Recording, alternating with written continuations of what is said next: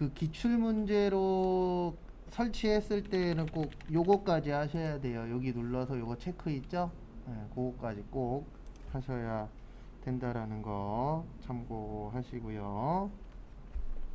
자, 이론 1번부터 보도록 하겠습니다. 1번 보시면은요. 다음 중 재무회계에 관한 설명으로 적절하지 않은 것은, 그래서 우리 재무제표에는 재무상태표, 그 다음에 손익계산서, 현금흐름표, 자본변동표, 주석. 그래서 1번 맞죠? 그 다음에 자산과 부채는 원칙적으로 상계 처리 안 합니다. 상계 처리는 우리 자산하고 부채는 총액주의고요. 자본은 무슨 처리야? 상계 처리. 그래서 2번도 맞아요. 다음에 3번 보시면은요. 기업의 외부 이해관계자 맞죠? 재무회계. 그래서 정답은 4번입니다. 우리 재무상태표 정의 어떻게 되죠? 일정, 시점. 또 참고로 시점은 재무상태표밖에 없어요. 나머지는 다 기간이에요. 그래서 일반적으로 1월 1일부터 12월 31일 이렇게 되어 있고, 재무상태표만 시점으로 되어 있습니다.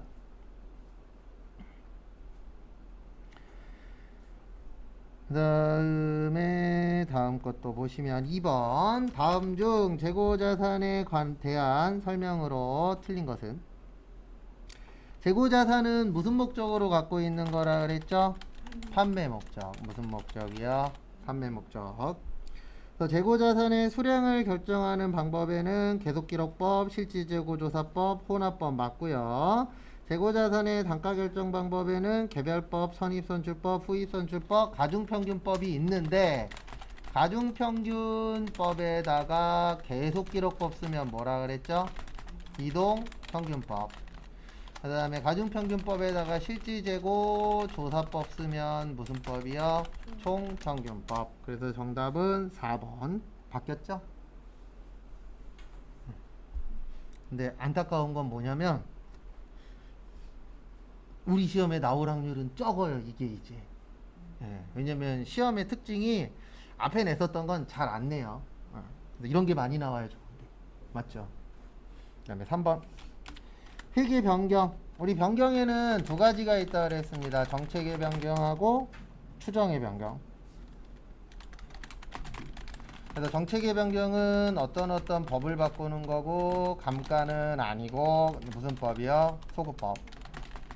그 다음에 추정은 감가상각이나 대손 관련된 거고 전진법이라 그랬었죠. 그래서 1번 보시면 매출 채권의 대손 나왔으니까 추정이죠. 그래서 1번 맞고요.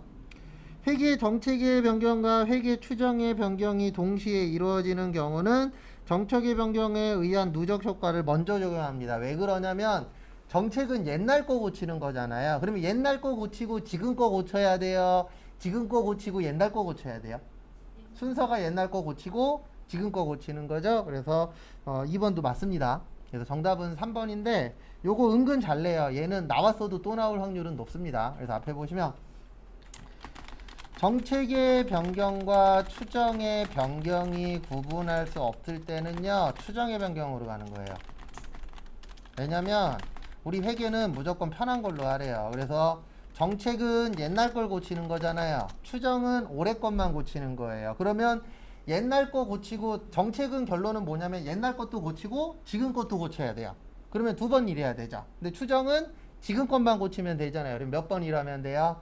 3번. 그래서 두 가지가 섞여 있을 때는 무조건 쉬운 걸로 가는 거예요. 그래서 우리 자본적 지출하고 수익적 지출이 얘도 구분할 수 없는 경우에는 무슨 적 지출로 가는 거예요? 수익적 지출로 가는 거예요. 왜냐하면 자본적 지출은 자산 처리잖아요. 우리 자산부채 자본은 차기로 뭐 하죠? 이월하죠. 그러면 내년에도 신경을 써야 돼요. 근데 수익 비용은 내년에 없잖아요. 내년에 신경 쓸 게 없다. 그 다음에 개발비하고 연구비, 얘네도 구분할 수 없는 경우에는 뭘로 처리해라? 연구비로 처리해라. 왜냐면 연구비는 비용 처리니까. 그래서 회사 가시면은 자산 처리하는 것보다 무슨 처리하는 게 많아요? 비용 처리하는 게 많아요. 왜냐면 이론에 이런 것도 있고 그 다음에 실무에서 비용 처리 많이 하는 이유는 하나입니다. 세금을 적게 내시려고. 왜냐면 비용이 많으면 이익이 줄어들잖아요. 그럼 이익이 줄어들면 세금을 어때요? 적게 내죠. 그 다음에 또 다음 거 보도록 하겠습니다. 그래서 정답은 3번 되겠습니다. 그 다음에 4번 자본. 정답 2번이에요. 이익준비금은 자본잉여금 아니죠. 이런 거 틀리시면 안 됩니다. 우리 이거 외웠잖아요. 이익잉여금에는 이익준비금과 끝에가 뭐요? 적립금. 이익준비금은 현금 배당의 10분의 1, 그 다음에 자본금의 몇 분의 몇이요? 2분의 1까지. 그리고 만약에 기억이 안 났어. 여기 가서 치라 그랬잖아요. 몇 번을 얘기해요. 컨트롤 뭐요? F. 이익준비금. 치면 나오잖아요. 무슨 잉여금이요? 이익잉여금. 그래서 정답은 2번. 그 다음에 1번. 자본은 자본금, 자본잉여금, 자본조정. 여기 있잖아요. 자본금, 자본잉여금, 자본조정, 기타, 이익. 있어요? 없어요? 있죠. 그래서 어디에 뭐 있느냐도 꼭 기억을 하셔야 돼요. 왜냐면 이런 것만 기억 잘해도 운 좋으면 한두 개는 더 맞출 수 있거든요. 그 다음에 5번.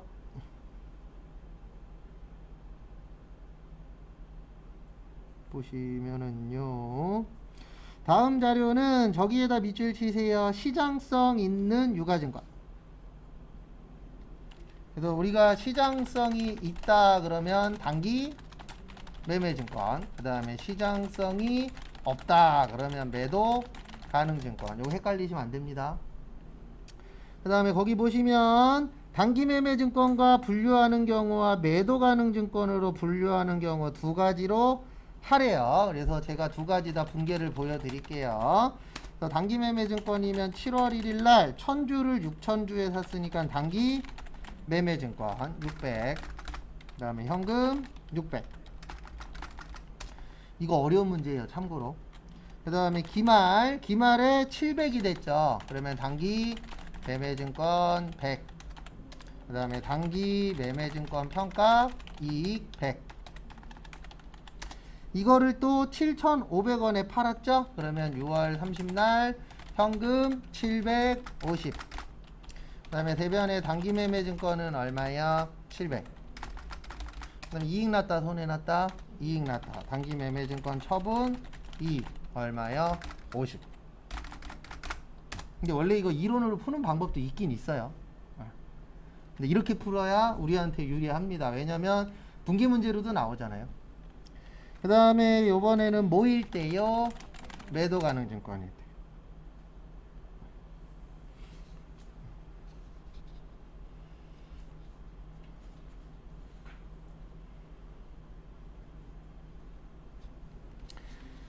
네, 매도 가능 증권일 때는 이렇게 됩니다. 7월 1일 날 매도 가능 증권 600. 그 다음에 현금 얼마요? 600. 그 다음에 기말에는 매도 가능 증권 100. 그 다음에 매도 가능 증권 평가 이익 100. 그 다음에 6월 30날 요게 키포인트예요. 매도 가능 증권이 아니라 현금 750. 매도 가능 증권은 700. 맞죠? 그 다음에 매도 가능 증권 평가 이익 100. 그 다음에 매도 가능 증권 처분 이익 150. 일단 적으세요.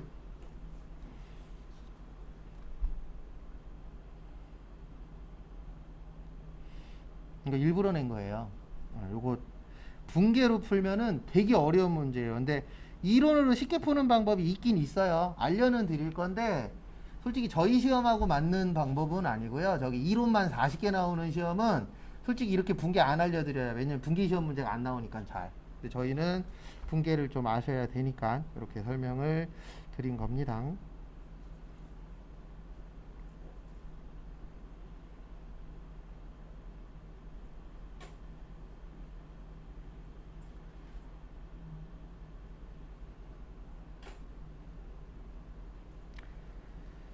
그래서 결론은 앞에 보세요. 얘 자본이에요. 맞죠? 맨날 기타 포괄 손익 누계액 나왔잖아요. 자본은 무슨 처리한다고요? 상계 처리. 이게 상계 처리예요. 팔 때도 얘를 없애야 돼요. 그러니까 단기매매증권은 팔 때 신경 쓸 게 없죠. 왜냐면 얘는 수익이니까 내년에 신경 쓸 게 있다 없다? 없다. 근데 얘는 자본이니까 내년에 신경 써야 돼요. 그리고 이런 걱정은 하지 마십시오. 회사 가서 할 일은 거의 제로예요. 시험 때에는 나올 수 있습니다. 그래서 상계 처리가 뭐냐면 얘도 같이 뭐 해주는 거예요? 팔 때 같이 없애주는 거예요. 왜냐면 자본이기 때문에 내년에 남아있잖아요. 근데 매도 가능 증권이 다 팔리면 얘 남아있으면 안 되잖아요. 그래서 얘도 같이 상계 처리를 해주도록 되어 있습니다. 그래서 그거 참고하시고, 그 다음에 추가적으로 이론으로 쉽게 푸는 방법 알려드릴게요. 이론으로 푸는 방법은 이렇게 푸는 거예요. 7월 1일하고 6월 30일 있죠? 둘이서 1,500원 차이 나죠? 이렇게 구하면 매도 가능 증권이 되는 거예요. 매도 가능 증권은 처음하고 끝을 보는 거예요. 그래서 6,000원에 사서 7,500원에 팔았네. 그러면 하나당 1,500원. 1,500원에 1,000 주니까 150만원 뭐야? 이익. 이렇게 보면 매도 가능 증권이 되는 거고, 단기 매매 증권은 끝에 거 두 개만 보는 거예요. 그래서 7,000원짜리를 얼마에 팔았다? 7,500원에서 얼마 이익 났다? 500원. 그래서 500원에 1,000 주니까 50만원. 분개 안 하고도 구할 수는 있어요.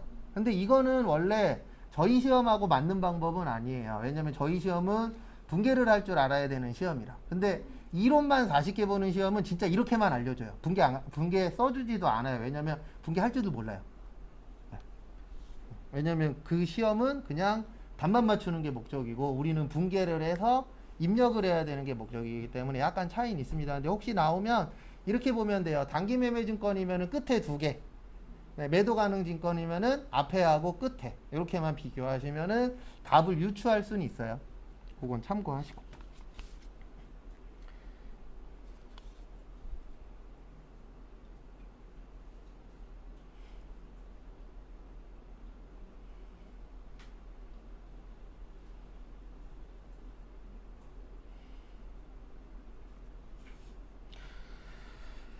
그 다음에 다음 것도 보시면 6번 공소는 뭐라 그랬죠? 뜻이? 공소는 불량품이에요. 뭐라고요? 불량품. 그래서 불량품에는 정상이 있고 비정상이 있습니다. 그래서 정상 나오면 매출 원가의 가산, 비정상 나오면 영업의 비용 처리한다라고 했었죠. 그래서 거기 보시면 1번 공소는 불량품 맞고요. 공소는 정상 공소과 비정상 맞습니다. 정답은 3번.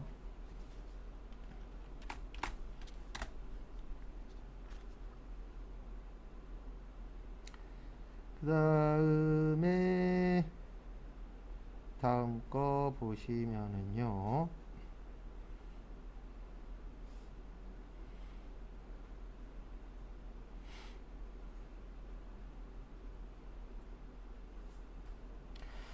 그 다음에 보시면 7번 다음의 자료는 블루오션의 선박 제조와 관련하여 발생한 자료이다. 유람선 B에 단기 총에다가 밑줄 치세요. 그 다음에 제조간접비 25만원에 회사는 뭐를 기준으로 나눠요? 직접 노무비. 그래서 일단 단기 총 나오면은 요게 기억나셔야 됩니다.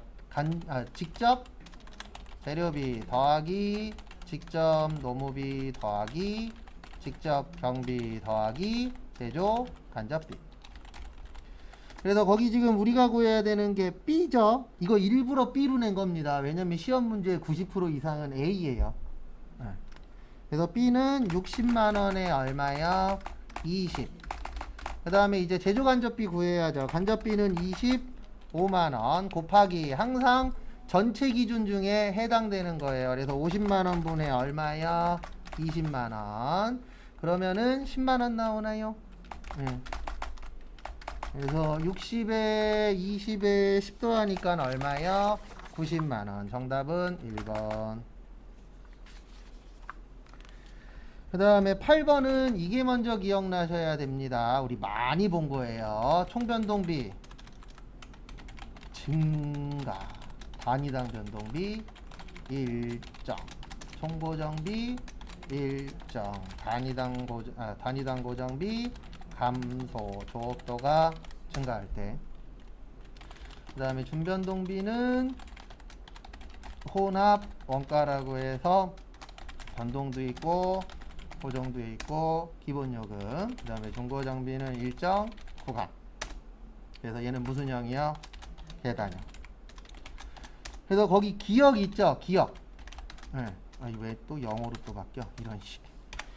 기억은 올라가잖아요. 얘는 저거예요. 변동비. 그 다음에 니은은요? 고정비. 디귿은 중고정비. 리을은 디귿은 준변동비, 리을은 중고정비. 요거 순서대로라고 생각을 해주시면 됩니다. 왜냐면 디귿은 올라가서 약간 틈이 있잖아요. 밑에 보시면 그게 기본요금이에요. 무슨 요금이요? 기본요금. 왜냐면 기본요금까지는 나가는 금액이 똑같잖아요. 근데 그 이후부터는 올라간다. 그래서 디귿이 준변동비입니다. 그래서 보시면 기억은 조업도의 변동에 따라 원가총액이 비례적으로 변화하는 변동비 맞고요. 그 다음에 우리 단위당 고정비는 일정해요? 감소해요? 감소하죠. 그래서 몇 번이요? 2번. 그러니까 위에 거 몰라도 맞출 수 있죠. 단위당 고정비는 뭐하다? 일정하다.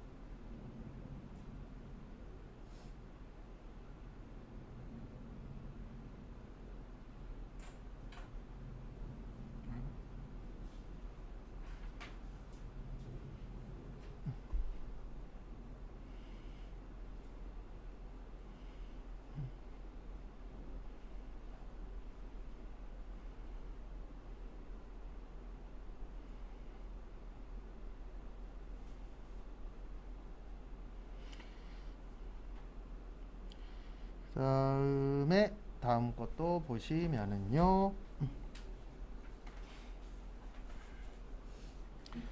다음 거 보시면 9번 제조간접비 예정배부율은 직접 노동시간당 1,000원인데 이거 할 때 항상 기준은 누구라고요? 실제 기준. 이거 은근 헷갈려요. 기준 잘못 잡으면. 그러니까 잘 푸신 분은 계속 잘 풀는데 헷갈리시는 분은 계속 헷갈리다 그러시더라고요. 그래서 직접 노동시간당 1,000원이고요. 실제 직접 노동시간이 몇 시간이죠? 1,000시간. 그러면 1,000원 곱하기 1,000원 1,000시간 하면은 100만원 나오는데 요거는 뭐예요? 예정이에요. 맞죠? 네. 그 다음에 100만원이네. 10만원 무슨 배부요? 바다 배부. 그래서 항상 누구 기준이라고요? 실제보다 10만원 많은 게 100만원입니다. 그러면 실제가 얼마여야 돼요? 90이어야 되겠죠? 그래서 정답 몇 번이요? 네, 1번. 그러니까 항상 누구 기준이라고요? 실제. 그래서 과다라고 하고 과대라고도 해요. 네. 대자가 무슨 대자예요? 클 대자. 그래서 실제보다 10만원 큰 게 얼마다? 100만원이다. 그러면은 실제는 얼마여야 돼요? 90만원. 그래서 정답은 1번. 그 다음에 10번. 요건 연습을 좀 해놓으세요. 참고로 세무는 직접배부법하고 단계배부법 되게 잘 내요. 별로 안 좋아하시지만 어쩔 수 없어요. 잘 내니까 연습 꼭 하시고. 일단 거기 보시면 수선 부문과 동력 부문에 각각 60만원과 얼마가 있대요? 63만원. 그 다음에 저기에다 밑줄 치세요. 직접 원가 배부법. 그래서 직접 배부법입니다. 직접 배부법은 보조는 인정한다 안 한다? 안 한다. 그래서 이렇게 되는 거예요. 수선은 60 곱하기 1200분의 800. 1200분의 800. 그러니까 항상 기준은 전체라 그랬잖아요. 800에다 400 더하면 1200 나오죠? 그러면은 40만원 나와요. 40만원이 성역. 그러면 조립은 20 되겠죠? 왜냐면 1200분의 몇이니까요? 400이니까. 그래서 조립. 그 다음에 보조는 63만원이래요. 얼마요? 63만원 곱하기 몇 분의 몇이요? 9100에다가 3500 더하면 12600. 그래서 12600분의 9100. 참 금액이 아이고 죄송합니다. 계산기가 꺼져 버렸네. 그래서 거기 보시면 63만원 나누기 12,600 곱하기 9,100 하시면 45만 5천원 나와요. 얼마 나와요? 45만 5천원. 요게 성형. 그 다음에 63만원에서 45만 5천원을 빼면 17만 5천원 나와요. 누구는요? 조립. 그래도 꼭 요런 거는 연습을 한 번씩 꼭 하셔야 돼요. 그리고 이상하면 꼭 질문하시고.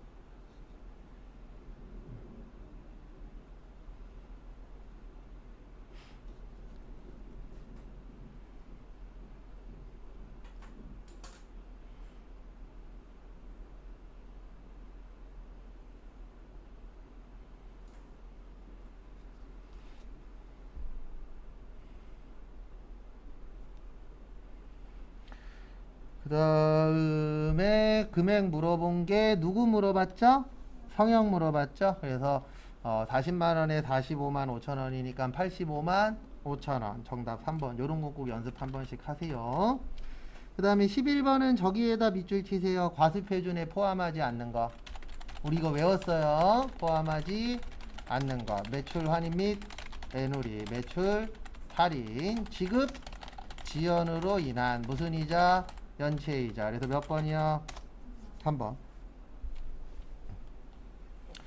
그 다음에 국고보조금과 공공보조금인데 얘는 직접 간접. 그 다음에 도달 되기 전에 파손, 훼손 또는 멸실된 경우 용기회수, 보증금, 종업원 뭐야? 봉사료. 우리 기억 안 나는 거는 꼭 외우시고. 왜냐면 뭐 나올지 모르잖아요. 이거 되게 오랜만에 적은 거예요. 맞죠? 왜냐면 문제 풀이할 때도 잘 안 나오니까. 근데 어떤 타이밍에 뭐가 나올지 안 정해져 있기 때문에 그래서 자격증 시험이 어려운 거예요. 딴 것 때문에 어려운 게 아니고 그냥 다 기억해야 돼요. 그게 제일 단점. 그래도 참 우리 시험의 제일 단점은 저건 것 같아요. 70점 이상 합격. 60점이면 편안하게 할 텐데 진짜. 60점하고 70점이 진짜 어마무시해요. 시험 양도 그렇고 공부 양도 그렇고. 그 다음에 12번 비과세죠. 정답 3번이죠. 우리 육아수당 얼마라 그랬어요? 육아 관련된 거 얼마요? 10만원. 그래서 정답 몇 번이요? 3번. 그리고 모를 때 푸는 방법 알려드릴게요. 여기 보세요. 여기 들어오세요. 어디 들어오시냐면 인사급여에서 명칭 바뀌어졌네요. 인사급여로. 그 전에 원천징수였는데 여기에서 여기 들어오세요. 급여자료 입력. 급여자료 입력해서 수당공제. 여기 10만원 있죠? 있어요? 없어요? 있죠. 그 다음에 그 밑에 20만원 있죠? 그 다음에 여기에다가 입력하고 삭제하면 돼요. 비과세로 넣으세요. 그 다음에 출산보육수당. 그 다음에 F2. 또 출산이라고 치면 안 나와요. 왜냐면 출산보육수당이 이거예요. 무슨 수당이요? 육아수당. 그래서 우리 그때 3개 외우라 그랬잖아요. 요게 무슨 수당이라고요? 육아수당이에요. 그 다음에 거기 마지막에 보시면 직무 있죠? 여기 치면 직무 나오잖아요. 500. 그럼 몇 번만 없어요? 3번만 없죠? 무슨 얘기인지 이해되시죠? 그래서 제가 프로그램 어디에 뭐 있는지 알면 한두 개 더 맞출 수 있다라는 게 이런 거예요. 딴 게 아니고. 그래서 모를 수 있어요. 그러면 여기 와서 치세요. 무조건 비과세 물어보시면. 그리고 삭제하면 돼요. 그래서 정답은 3번 출산보육수당이 요거예요. 육아수당. 육아수당은 월 얼마라고요? 10만원. 그래서 정답은 3번. 근데 저도 참고로 직무발명수당 못 외워요. 그래서 저도 만약에 시험장 갔는데 이거 나오면 그냥 가서 쳐요. 저는 어디에 뭐 있는지는 어느 정도 파악하고 있으니까. 그 다음에 13번. 이건 배운 적 없어요. 정답 1번. 일단 간주공급에 4가지는 있죠. 자가공급, 개인적 공급, 사업상 증여, 폐업시 잔존제한. 근데 제가 아까 자가공급에 면세, 그 다음에 개별 소비세 과세 대상 승용차, 판매 목적 타사업장 뭐요? 반출. 얘가 세금계산서 발행할 수 있어요. 왜 그러냐면 이게 무슨 뜻이냐면 세금계산서 발행상. 판매 목적 타사업장 반출이 본지점 간의 거래예요. 그러니까 어떻게 보면 이제 본사하고 대리점 이런 데들끼리 서로 거래해요, 안 해요? 하죠. 네, 할 때에 세금계산서 주고받을 수 있거든요. 네. 근데 요거는 간주 공급은 안 줬을 때 얘기하는 거고, 주게 되면은 간주 공급이 아니고 일반 공급이 되는 거예요. 그래서 이 판매 목적 타사업장 반출은 본점에서 지점으로 물건을 파는 거기 때문에 그때는 세금계산서 발행할 수 있다 없다? 있다. 그래서 정답은 1번인데 이거는 죄송한데 저희 말고도 다른 분들도 찍을 확률이 한 90% 돼요. 왜냐면 이 문제 이거 처음이에요. 근데 교재 찾아보시면 내용은 있긴 있어요. 네, 거기 안에 보시면은 그 간주 공급 란 보시면은 아래쪽에 그 세금계산서 관련된 내용은 있어요. 근데 저희가 안 봤었던 이유는 요거 한 문제밖에 없어요. 그 다음에 14번 소득세법에 따른 사업소득 필요경비. 우리 필요경비는 요거 생각하시면 돼요. 일반적인 비용. 근데 요것도 좀 어렵게 낸 편입니다. 우리 배우자의 급여는 비용 처리할 수 있어요. 왜냐면 배우자가 우리 회사에 와서 일할 수 있어요, 없어요? 있죠. 그러면 일하면 뭐 줘야 돼요? 월급 줘야죠. 네, 자녀도 월급 줘야 됩니다. 근데 이거는 안 돼요. 사장님 월급은 안 돼요. 왜냐면 그 사업소득이라는 게 개인사업자 얘기하는 거거든요. 개인사업자는 회사 돈이고 누구 돈이라고요? 내 돈이에요. 그래서 개인사업자의 특징은 월급이 없어요. 근데 배우자나 자녀가, 우리나라는 어떻게 보면 좀 개인 사업 하시는 분들 중에 이렇게 일명 패밀리들끼리 하시는 분들이 많잖아요. 특히 요즘에 이제 식당 같은 곳들. 그럼 일했으니까 뭐 줘야 돼요? 월급 줘야 돼. 근데 월급 주면 안 된대. 이럴 수는 없잖아요. 그래서 월급은 인정됩니다. 그 다음에 2번 당연한 거죠. 보관료 포장비. 그 다음에 3번 운행 기록을 작성 비치한 업무 승용차 관련 비용 중 업무 사용 비율에 해당하는 금액. 요건 됩니다. 그래서 정답은 4번인데 좀 이런 건 안 냈으면 좋겠어요. 새마을 기부금은, 새마을 금고는 비지정 기부금이에요. 비지정 기부금.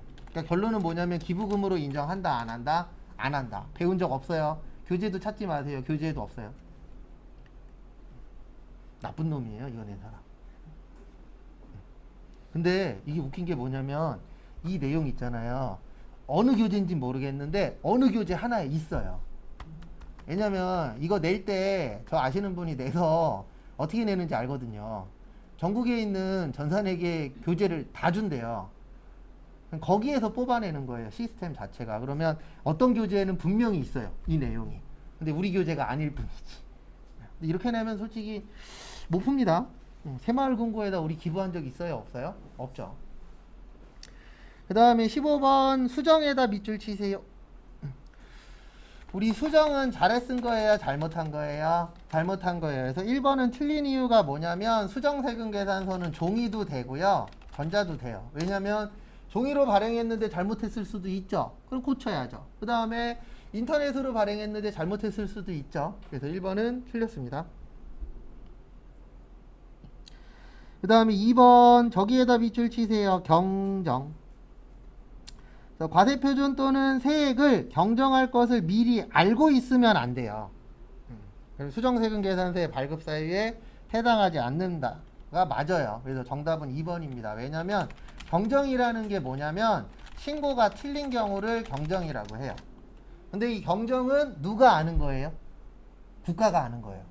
그리고 국가가 안 다음에 수정 신고하면은 인정한다, 안 한다? 안 한다. 그래서 정답 몇 번이요? 2번. 그래서 인정하지 않는 겁니다. 누가 먼저 알아야 된다고요? 내가 먼저 알아야 돼요. 국가가 안 다음에 신고하면은 인정한다, 안 한다? 안 한다. 그래서 정답은 2번입니다. 그 다음에 3번 계약의 해제로 인해 발급의 경우 그 작성일은 처음 세금계산서가 아니고요, 계약 해제일날 세금계산서 발행을 하는 겁니다. 왜냐면 이럴 수 있잖아요. 어쩔 수 있냐면 만약에 계약을 4월 1일 날 했어요. 몇 월 며칠 날 했어요? 4월 1일 날. 근데 만약에 요거는 1기 무슨 신고죠? 확정 신고죠. 근데 계약 해제를 만약에 11월 1일 날 했어. 이럴 수도 있어요, 없어요? 있죠. 예.